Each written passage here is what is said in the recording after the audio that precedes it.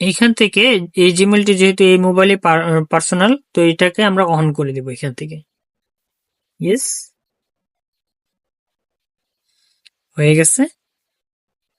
এখন phone number add করতে হবে, আমরা যেহেতু ফোন নাম্বার অ্যাড করিনি, তো এর জন্য ফোন নাম্বার এই যে এখানে দিয়ে আমরা ফোন নাম্বারটা অ্যাড করে নেব।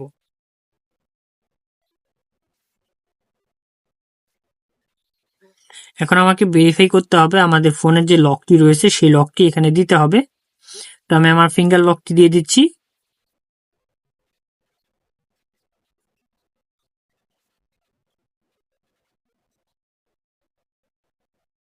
এখন আবারও এটাতে ক্লিক করবেন।